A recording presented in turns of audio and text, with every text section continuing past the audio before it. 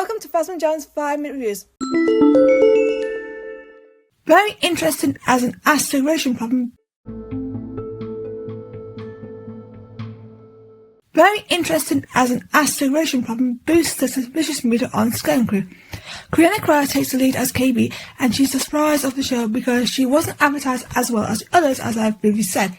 We meet her moms, who are worried and in tears. It's sad to learn that she has an unknown health condition, which I rarely see on TV with the exception of Nicholas Scratch and Agatha Orlog, who had a heartbreaking story. I do worry for her going forward, as is likely something could happen. Back to KB in action. I see signs of myself in her at multiple scenes. She's suspicious of George, which I will talk about in a moment. She definitely has a lead quality when she confronts him alongside Fern, and I think she has potential going forward, and I can't wait for a character-focused episode. Jude Law as John. In my episode 1 review, I mentioned Captain Silver was someone familiar based on what the fans had said, and they're right. He is identified as Captain Silver, and a shade towards the kids. Even mentioned to someone that he's found a bigger score. The money at him. With a bounty on his head, looks like Pirated has more of a competition, and I like that. And I think George is a character that should never be trusted, and he could easily turn against the kids.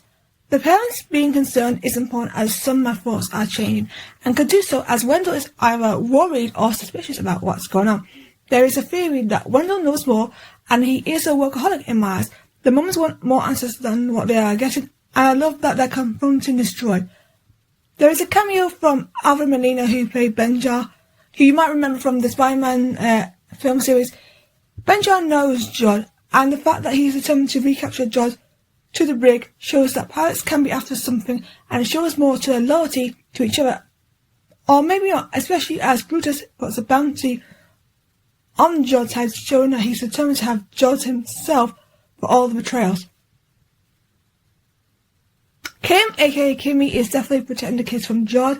I am a bit suspicious of her still, but I get her good intentions. She starts to help the children with their quest to return home, and the kids are going to be in for a bit of a shock when they find out more about the universe. It's interesting, as I am suspicious of the New Rangers based on the children as they're far away from home, and that's a good way to view it for me, as no one can be trusted, and the children don't know who they are. Nick Frost as SM33 steals the show, and he's like the Mandalorian as he looks after and defends the kids. He also has his friend Snowball back, who I call Four-Eyed Jiminy. They are a fantastic duo, and I just feel the pair of them work well together. The chat the children have on the Onyx Center is important, as I like that Neil starts a conversation that could be helpful going forward, especially when the parents are involved in all this big work stuff. The scenes on the observatory move with Kh'ymm are very interesting, as there are very important moments when the children find about events that they've never known about, especially like with the Jedi and stuff, and it shows the impact of the children being behind the barrier and how things have evolved over the years. Will they find out about the events? I don't know. John is attempting to win the kids over.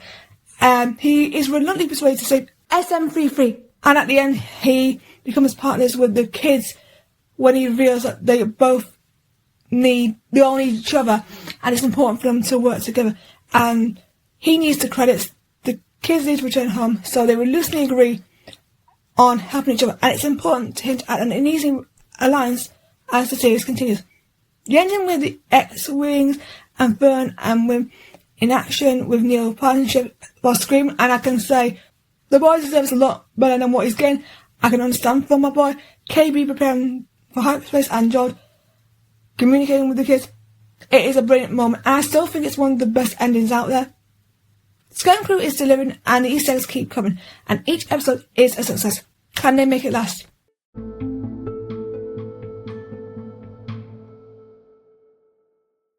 That's it for this 5-minute review. Please like this review and subscribe to the podcast channel to keep up to date with all the latest content. Thank you for listening to Fasman Jones, and I'll see you next time. Goodbye, everyone.